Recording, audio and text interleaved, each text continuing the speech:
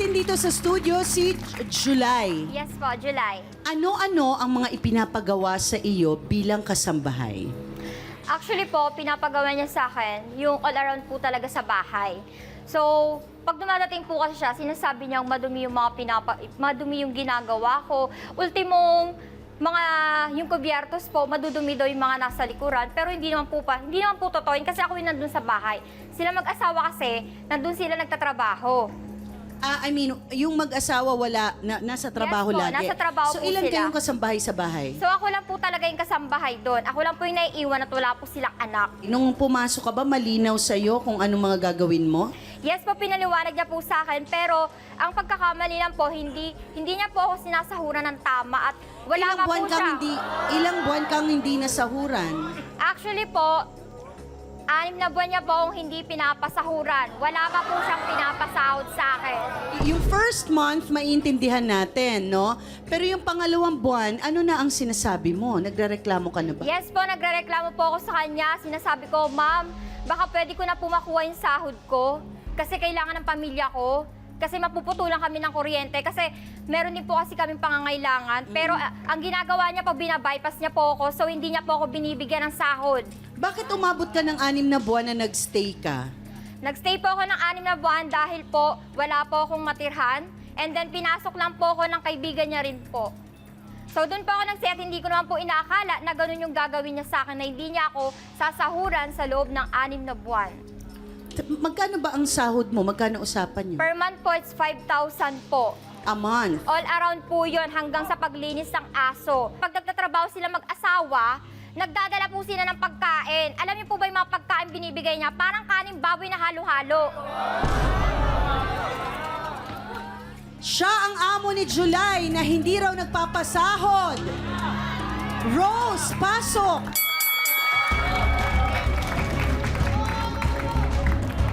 Alam mo, napakamasyari mo yan! Grabe ka! Hindi ka niya! Wala kang utang na lang! Utang na lang!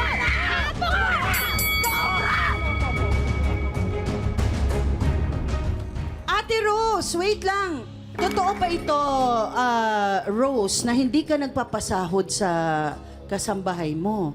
Ano talaga yung totoo? Yung totoo po kasi, ang pinag-usapan po kasi namin, una hindi muna po kita papasahuran, pero kapag yung kalahati maibibigay ko muna. Sinungaling ka! Wala ka binibigay sa akin kahit kalahati! Wow, may rep! May rep! Umaalis ako! Pag umaalis ako! May rep ka! Pero alam mo yun! Puro sa'yo tuyo! Puro tuyo! Wala pa! Talaga! Makinig ka muna! Hindi! Ba't nakikinig sa'yo? Teka lang. Okay, Salita ka muna patapusin. kasi ako! Okay, ikaw muna, Miss Rose. Okay. Bakit ka kumuha ng kasambahay? Kasi may trabaho kayo mag-asawa. Opo, di ba? Okay. Kaya nga po tayo kumuha ng kasambahay para po maging katuwang natin kapag wala po tayo. Matmore kung may anak pa po ako, di ba? Tapos siya po yung gagawa ng lahat. Lahat po ng sinabi niya, puro kasilungalingan. Yung sahod po, dapat ibibigay ko, yung kalahati dapat po, kasi bibigyan ko siya ng kalahati. Kasi syempre, gagastos siya. Yung sinasabi mong rep, andun po yung maliit na envelope. Sabi ko, para may panggastos naman siya, kahit ano. Kasi nag-usap kami mag-asawa, baka hindi mo natin masahuran kasi nagkakaproblema sa company. Di ba po, nade-delay din po minsan. Tapos, nagkaroon po nung time, nung pandemic, nagtatrabaho kami, bigla kaming natakot na baka matanggal din ako.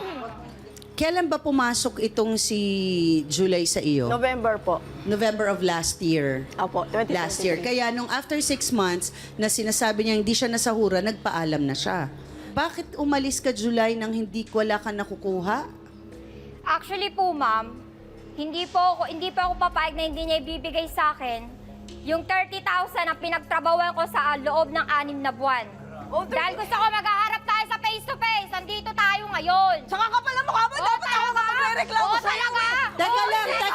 Teka lang. May katibayan bang hindi ka nasweldohan? Ako po, wala po talaga. Sinungaling nga, wala kang binigay sa akin kahit piso. Meron kang iniiwan? May iniiwan ka?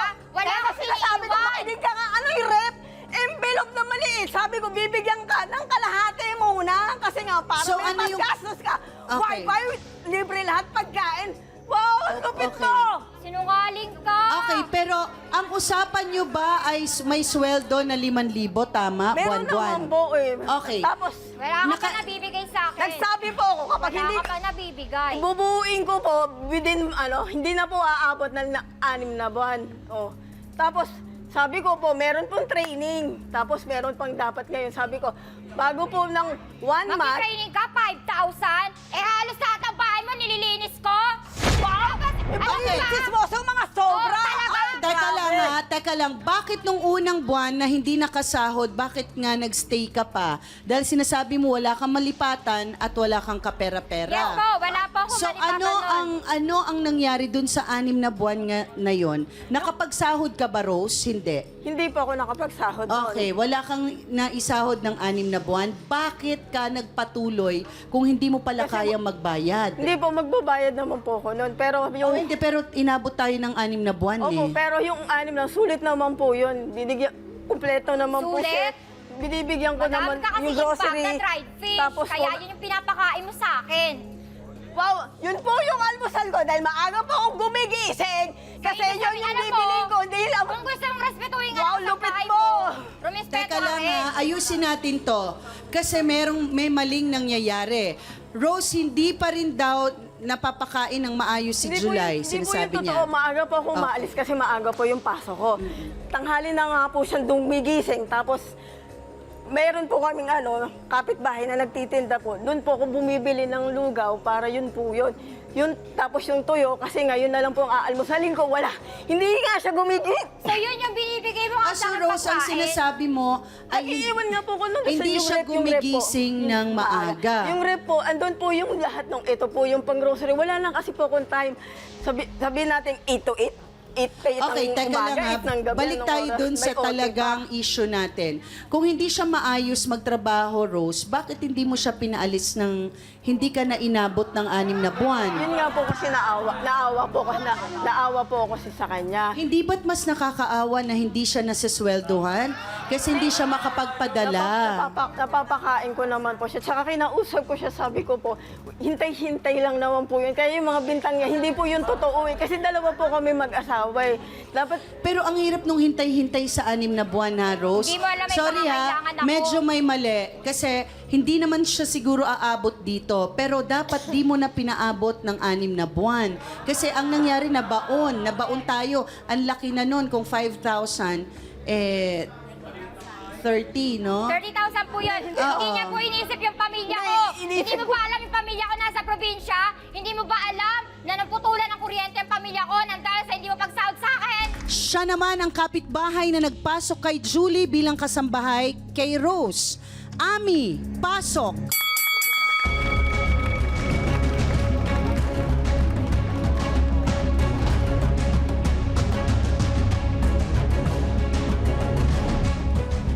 Aling Ami, hindi nga ba maayos ang trato ni Rose kay July? Opo. Opo ang sagot nyo kanina. So ngayon sinasabi nyo na sa tingin nyo ba kayo ay nagsisisi na ipakilala nyo itong si July kay Rose? Hindi ko naman po alam na ganun ang maltrato niya sa Hindi, katulong. ang pagtrato, oo. Opo. Akala ko po, mabait siya. Ngayon po, Pero magkaibigan ba kayo ni Rose? kaibigan, lagi po siyang bumibili sa akin ng gulay. Okay. Nagtitinda po kasi ako sa palengke. So, nanghingi siya ng katulong sa Opo. inyo kung meron pwedeng Opo. ipasok kang kasambahay. Saan mo naman nakita itong si July? Malapit po siya sa amin. Kaibigan ko rin po siya. Siya naman ang kapitbahay na nagsasabing tamad talaga si July. Edita, pasok.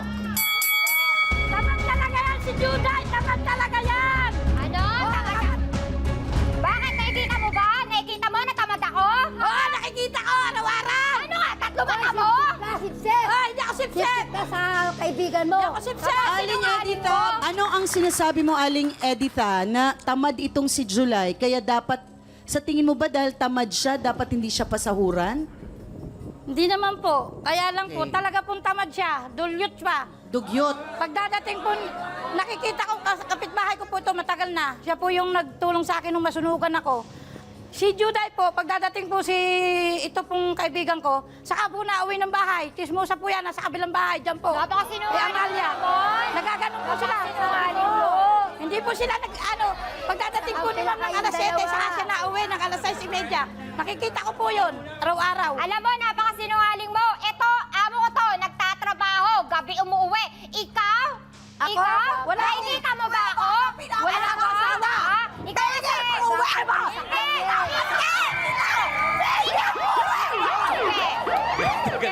Ngayon lang talaga ako nakakita na hindi humupa yung galit. Ikaw ba may gana sa akin anuin mo? Si Ate Rose talaga yung- O talaga?